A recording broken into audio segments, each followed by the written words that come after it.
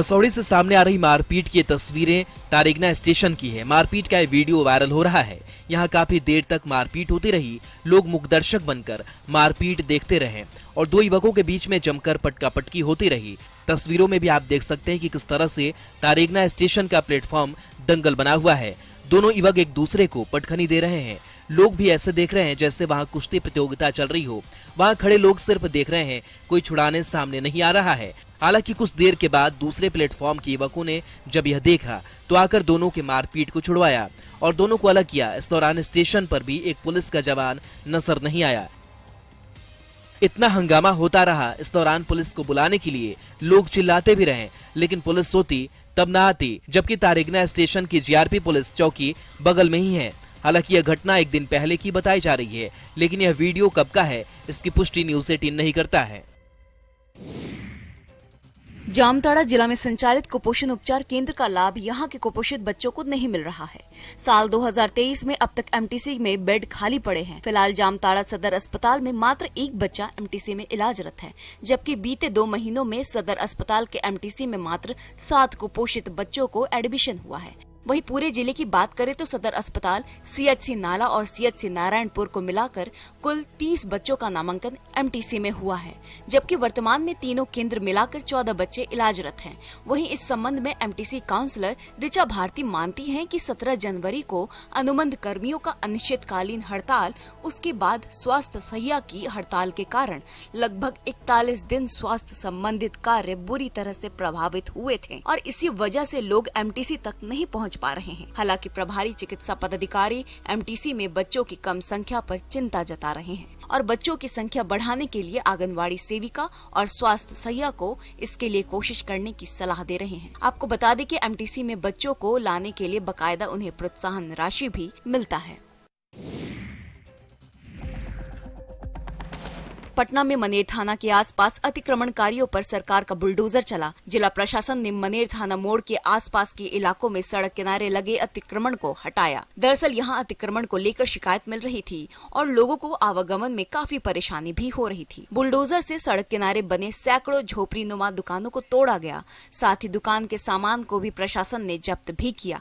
प्रशासन के अधिकारियों का कहना है कि अतिक्रमण हटाने को लेकर कई बार इन लोगों को अल्टीमेटम दिया गया है। साथ ही कई बार इनके सामानों को जब्त भी किया गया है, लेकिन इसके बावजूद लोग मानने को तैयार नहीं थे। जिसके बाद दानापुर एसडीएम के नेतृत्व में पुलिस की मौजूदगी में सरकार का बुलडोजर चला और सड़क किनारे से अतिक्रमण को हटाया गया। पुलिस का कहना है कि इस तरह की कार्रवाई मनेर के आसपास जितनी भी जगह पर अतिक्रमण है वहां जारी रहेगी। प्रशासन और पुलिस के इस संयुक्त कार्रवाई में आसपास के इलाके में हड़कंप मच गया है। हालांकि पुलिस बल की मौजूदगी में अतिक्रमण को हटाने में बहुत ज्यादा दिक्कतें नहीं आई।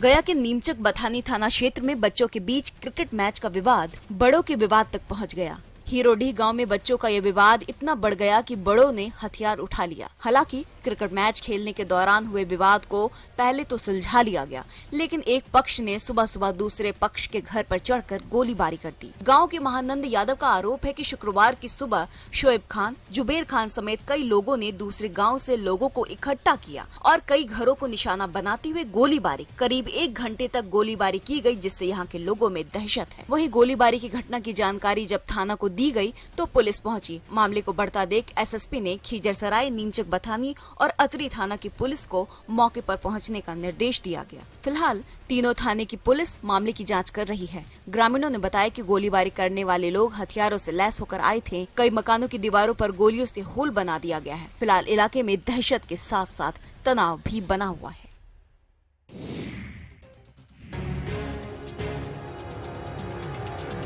थाना परिसर में कार्टन में कप सिरप भरे हैं, जो किसी मेडिसिन के तौर पर नहीं बल्कि नशे के तौर पर इस्तेमाल किए जाने थे। समस्तीपुर के दलसिंह सराय में पुलिस ने शराब की सूचना पर NH 28 पर जांच किया, जिस दौरान भारी मात्रा में कप सिरप बरामद किया गया। बरामद की गई कप सिरप की कीमत 1 करोड़ के लगभग बताई जा रही है। मिली जानकारी के मुताबिक गुरुवार की शाम को दलसिंह सराय पुलिस को सूचना मिली थी कि एक ट्रक पर भारी मात्रा में शराब की खेप ले जाई जा रही है। इसके बाद दलसिंह सराय थाना की पुलिस ने NH 28 पर गश्ती टीम को जांच में लगाया और इसी क्रम में आलू लदे एक ट्रक को रोका गया। लेकिन जब ट्रक की गहनता से जांच की गई तो आलू के बोरे के नीचे छिपाकर ले जाया जा रहा भारी मात्रा में कप सिरप बरामद किया गया। इस मामले में एक व्यक्ति को हिरासत में लिया गया है। हालांकि पुलिस इस मामले में अब तक कुछ भी कहने से इनकार कर रही है, लेकिन मिली जानकारी के मुताबिक पुलिस के द्वारा पकड़ा गया कप सिरप बनारस से सिलीगुड़ी ले जाया जा रहा था। फिलहाल पुलिस आगे की कार्रवाई में जुटी हुई है।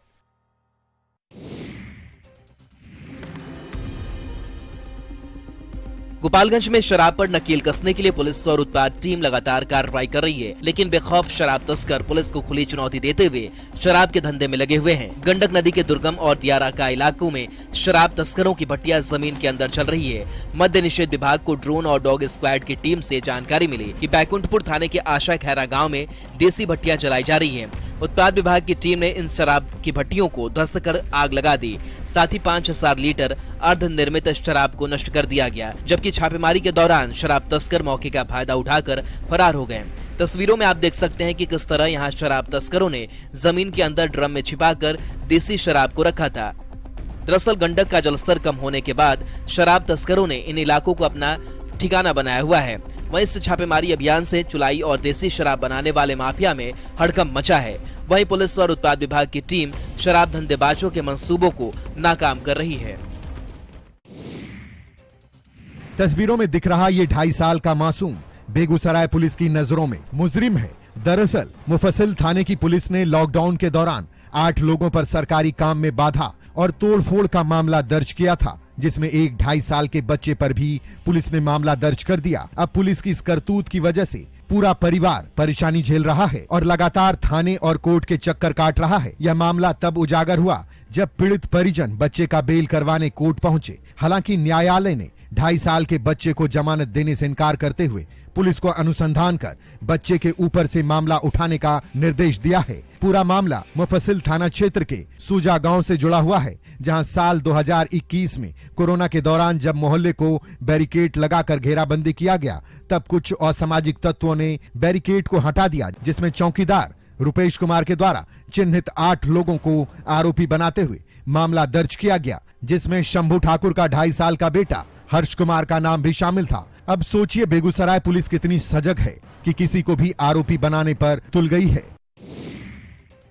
गिरिडीह जिले में ईसाई मिशनरियों द्वारा धर्म परिवर्तन का खेल धड़ल्ले से जारी है। आदिवासी बहुल इलाका तीसरी प्रखंड के गुडकुरा पंचायत के बड़तल्ला में आदिवासियों के बाद अब हिंदू ईसाई मिशनरियों के निशाने पर हैं। पहले भोले भाले आदिवासियों को कई तरह के प्रलोभन देकर उनका धर्म परिवर्तन कराया गया और अब हिंदुओं का धर्म परिवर्तन धड़ल्ले से हो रहा है। इन इलाकों में पिछले 2 सालों में हिंदुओं के 40 में से लगभग 10 घर के लोग ईसाई धर्म अपना चुके हैं। अब यहाँ पर ईसाई मिशनरी एक कदम आगे बढ़ते हुए हर सप्ताह चंगाई सभा का आयोजन भी कर रहे हैं, जिसमें बाहर से आए हुए क्रिश्चियन वक्ता शामिल होते हैं, जो क्रिश्चियन धर्म के बारे में और धर्म से जुड़े चमत्कारों से लोगों को आकर्षित करते हैं।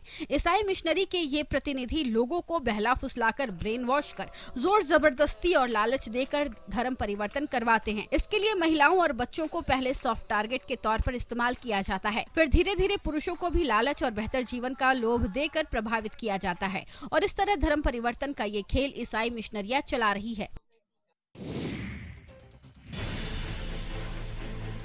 छपरा में एक महिला द्वारा बैंक मैनेजर को थप्पड़ मारने का वीडियो वायरल हो रहा है। वायरल वीडियो में आप देख सकते हैं कि महिला बैंक से बाहर निकलती है और पीछे पीछे मैनेजर भी आता है। तभी महिला अचानक मुड़कर बैंक मैनेजर पर हाथ उठा देती है, जिसके बाद में बैंक मैनेजर बैंक के अंदर भाग जाता है। मामला छपरा के रिविलगंज थाना के सेंट्रल बैंक ऑफ इंडिया शाखा का है, जहां महिला बैंक में लोन लेने पहुंची थी, लेकिन महिला मैनेजर को थप्पड़ जड़े जा रही है और बैंक मैनेजर ने भागकर उस महिला से पीछा छुड़ाया। हालांकि सेंट्रल बैंक ऑफ इंडिया के शाखा प्रबंधक राजेश कुमार ने इस मामले की प्राथमिकी दर्ज कराई है। महिला के खिलाफ दर्ज प्राथमिकी के अनुसार रिविलगंज थाना क्षेत्र के शमसुद्दीनपुरी की रहने वाली महिला वैभव कुमारी राठौड़ अपने बेटे की मुद्रा लोन के लिए सेंट्रल बैंक पहुंची थी, जहां बैंक मैनेजर और उस महिला के बीच क्या बात हुई कि वह महिला बैंक मैनेजर के बाहर निकलते ही उसे पीटने लगी।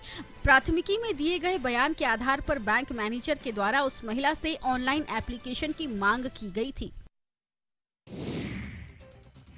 बांका के बाराहाट थाना क्षेत्र के बभनागामा गांव के रहने वाले 60 वर्षीय जन्मजय प्रसाद शाह 14 दिसंबर से घर से लापता हैं। परिजनों के अनुसार वह घर से निकले लेकिन आज तक लौटकर नहीं आए। हालांकि 3 जनवरी को लापता बुजुर्ग को लोगों ने जमालपुर स्टेशन पर देखा था। इधर जन्मजय प्रसाद के लापता होने के बाद से उनकी पत्नी और बेटी रेल पुलिस से लेकर बांका पुलिस को भी गुमशुदगी को लेकर सूचना दे चुकी है, लेकिन आज तक उनकी कोई खबर नहीं मिली है। अब जन्मजय प्रसाद की तलाश में पिछले 2 महीने उनकी पत्नी और बेटी कई स्टेशनों पर जाकर लापता बुजुर्ग का फोटो यात्रियों को दिखा कर पूछती नजर आती हैं कि किसी ने इस बुजुर्ग को देखा है क्या। लेकिन महीनों बीत जाने के बाद भी मां और बेटी निराश होकर शाम में घर लौट जाती हैं और फिर सुबह दोनों किसी न किसी स्टेशन पर पहुंचकर लोगों से बुजुर्ग जन्मजय प्रसाद के बारे में पूछताछ करती नजर आती हैं। लेकिन आज तक जन्मजय प्रसाद का कोई पता नहीं चल पाया है। वहीं परिवार के दूसरे सदस्य भी उन्हें खोजने में लगे हुए हैं। साथ ही रेल पुलिस और बांका पुलिस से गुहार लगा रही हैं।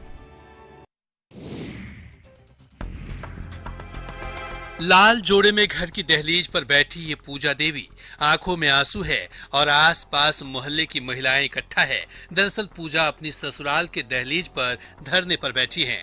मामला कटिहार के नगर थाना क्षेत्र के अनाथालय रोड का है। पूजा देवी की शादी 24 मई 2021 को रिंकू सिंह से हुई थी। शादी में पूजा के परिवार की तरफ से दहेज में कई चीजें दी भी गई थी। पूजा का कहना है कि तिलक के तौर पर 5 लाख रुपए भी दिए गए थे, लेकिन दहेज लोभी ससुराल वालों को तो और दहेज का लालच था। शादी के बाद रिंकू और उसके परिवार के लोग दहेज के लिए पूजा को प्रताड़ित करने लगे। इस बार मांग 10 लाख रुपए की थी, जिसे पूरा करने में पूजा का परिवार सक्षम नहीं था, जिसके बाद दहेज की डिमांड पूरा नहीं करने पर पूजा को घर से निकाल दिया गया। पूजा के पति रिंकू जो बाजार में सब्जी का कारोबार करते हैं, उनका कहना है कि पूजा उन्हें पसंद नहीं है। अब पूजा करे तो करे क्या। मजबूरन पूजा अब घर में रहने के लिए पति के घर के द्वार पर धरना दे रही है और इंसाफ की गुहार लगा रही है।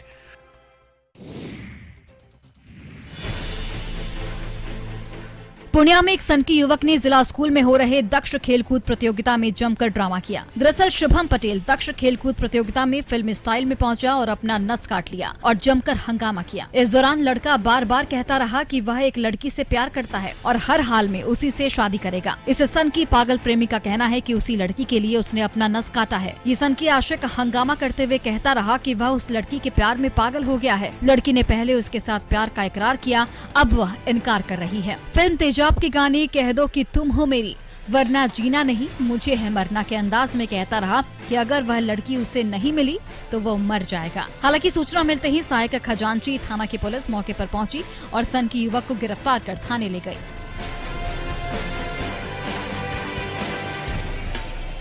वही खेल के कोच रजनीश कुमार का कहना है कि युवक नशेड़ी और स्मोकर लग रहा है और खेल के दौरान अपना नस काटकर हंगामा कर रहा था।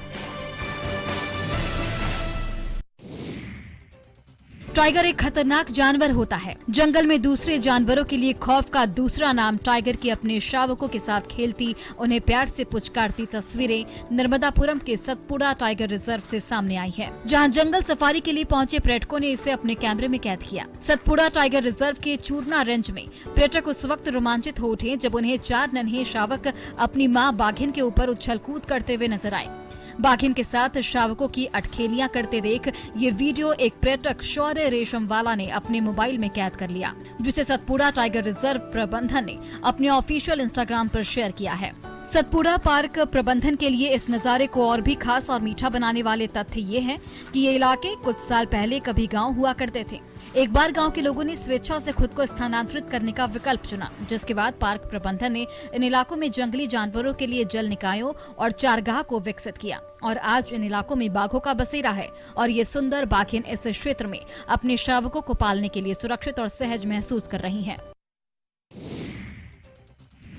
लोहरदगा का अजय उद्यान पार्क अब बच्चों का पसंदीदा स्पॉट बन गया है। शहर के एकमात्र अजय उद्यान पार्क में झूला और स्लाइडिंग सीटों का आनंद तो बच्चे उठाते रहते हैं, वहीं अब लगभग 12 सालों बाद बच्चे पार्क में टॉय ट्रेन का लुत्फ भी उठा रहे हैं।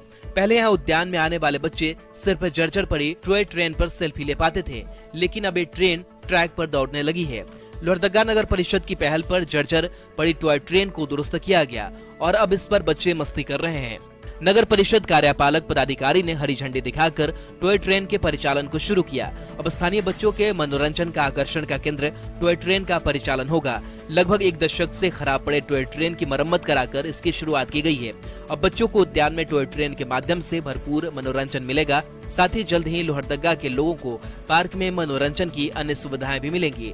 नगर परिषद जल्द ही एक विशाल, आकर्षक और भव्य पार्क के निर्माण के लिए समर्पित होकर काम कर रहा है और जिले में जल्द ही और एक विशाल पार्क देखने को मिलेगा।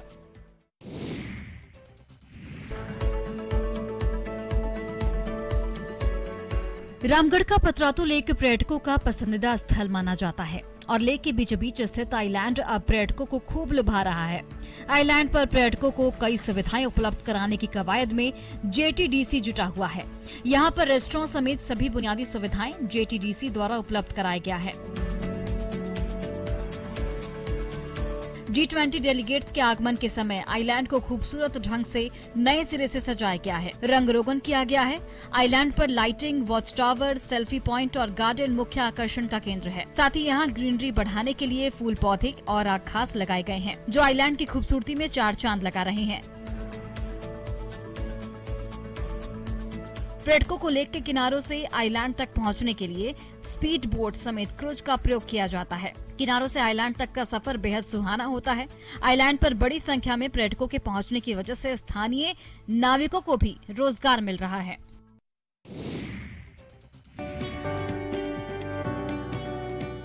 बर्फबारी की ये तस्वीरें कश्मीर या शिमला की नहीं बल्कि शिवहर जिले के तरियानी प्रखंड की है, जहां रात में ऐसी बर्फबारी हुई कि सुबह जब लोग सोकर उठे तो उन्हें यकीन ही नहीं हुआ कि वो शिवहर में है। रास्तों पर बर्फ की ऐसी चादरें बिछी थी कि रास्ते सफेद दिख रहे थे। पेड़ की टहनियों और पत्तियों पर भी बर्फ ही बर्फ। इस इलाके के लोगों ने ऐसा खूबसूरत नजारा कभी नहीं देखा था। लोगों ने मोबाइल में भी इस नजारे को कैद किया और दूसरे इलाके से लोग इस नजारे को देखने भी पहुंचे। नजारा खूबसूरत जरूर था, लेकिन लोगों ने जब खेतों का रुख किया तो पता चला कि बीती देर रात हुई भारी पैमाने पर ओलावृष्टि ने फसलों को भारी नुकसान पहुंचाया है। खेतों में लगे फसल पूरी तरह से बर्बाद हो चुके हैं और किसानों में हाहाकार की स्थिति है। बर्फबारी की चादर से जमीन, खेत और घरों के छत पूरी तरह से पट गए थे। किसानों के लिए ये बर्फबारी एक तरह से भयानक थी और बर्फबारी से किसान और आम लोगों को भारी क्षति भी पहुंची है।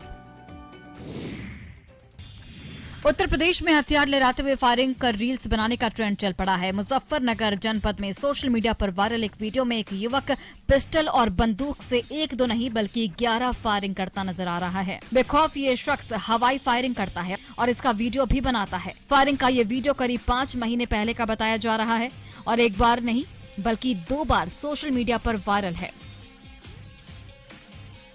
इसके अलावा बरेली में भी जश्न के दौरान फायरिंग का वीडियो सामने आया है। वायरल वीडियो में एक युवक अपने दोस्तों के साथ शैंपेन की बोतल खोलता है, साथ ही म्यूजिक भी बज रहा है। ऐसा लग रहा है कि यहाँ बर्थडे का जश्न मनाया जा रहा है। यह वायरल वीडियो थाना किला के मलुकपुर क्षेत्र के युवक अमान इब्राहिम के नाम से इंस्टाग्राम पर बनी आईडी पर अपलोड की गई है, जिसमें 1-2 नहीं बल्कि हथियारों के जखीरे के साथ बड़ी शान से तस्वीरें खिंचवाकर अपलोड की गई हैं। इन्हीं तस्वीरों पर मिले लाइक्स और कमेंट को लेकर सीना फुलाकर आसपास के इलाकों में धौंस भी जमाई जा रही है। कहा जा रहा है कि सोशल मीडिया पर कई लोग इनके प्रभाव में आकर इनसे जुड़ने लगे हैं। शेखपुरा में बजरंग दल के कार्यकर्ताओं ने आपसी सद्भाव और मानवता की एक बड़ी मिसाल पेश की है। दरअसल मुस्लिम समुदाय की एक 6 साल की बच्ची बाजार में भटक गई और अपनी मां को ढूंढ रही थी। इसी दौरान बजरंग दल के जिला संयोजक मनोहर सोनी कुमार की नजर पड़ी, जिन्होंने मानवता का परिचय दिखाते हुए बिछड़ी बच्ची को माता पिता से मिलवा दिया। घटना के बारे में बताया जा रहा है कि शेखपुरा नगर परिषद क्षेत्र के चक दीवान मोहल्ला में मुस्लिम परिवार से एक 6 साल की बच्ची भटक कर आ गई। बच्ची को रोता देख मनोहर सोनी बच्ची के पास गए और पहले बच्ची को बिस्कुट खिलाया और फिर रोती हुई रुखसाना को उनके माता पिता से मिलवा दिया। दरअसल शेखपुरा प्रखंड के चितौरा गांव की रुखसाना अपने माता पिता के साथ आधार कार्ड बनवाने के लिए बाजार आ रही थी। इसी दौरान वो रास्ते में भटक गई। 6 साल की ये बच्ची परिवार से भटककर घबरा गई। एक तरफ रुखसाना का परिवार बच्ची को खो देने से परेशान था तो बच्ची भी रो रही थी, लेकिन गनीमत रही कि बजरंग दल के जिला संयोजक मनोहर सोनी मिल गए और बच्ची को परिवार के पास पहुंचा दिया। बच्ची को पाकर माता पिता भी खुश हैं। बच्ची को देखते ही माता पिता का खुशी का ठिकाना ना रहा। सिमडेगा की बड़ी आबादी जंगलों पर निर्भर है और महुआ यहाँ के लोगों के लिए आय का एक बड़ा साधन बनता है। आजकल यहाँ जंगलों में चारों तरफ महुआ की मदमस्त महक बिखरी रहती है। सिमडेगा के ग्रामीण हर रोज सुबह सुबह उठकर महुआ के फूलों को चुनने के लिए जंगलों में निकल जाते हैं। महुआ का फूल सूर्योदय के साथ जैसे ही गिरता है, ग्रामीण एक एक कर इन फूलों को चुनकर इकट्ठा करते हैं। इसके बाद इन फूलों को सुखाते हैं और फिर इन फूलों को बेचकर ग्रामीण अपने रोजमर्रा का सामान खरीदते हैं। लेकिन सिमडेगा में महुआ खरीद करने की कोई सरकारी मंडी नहीं होने के कारण गांव के लोग औने पौने दाम में बिचौलियों को महुआ बेच देते हैं, जिससे इनकी मेहनत का उचित लाभ नहीं मिल पाता है। बिचौलिए ग्रामीण से महुआ 25 से 30 रुपए किलो खरीदते हैं, जबकि इसी महुआ को 48 से 50 रुपए किलो बेचते हैं। ऐसे में अगर सिमडेगा में ही महुआ खरीद की कोई सरकारी मंडी होती तो व्यापारियों और बिचौलियों को मिलने वाला लाभ सीधे ग्रामीणों को मिलता।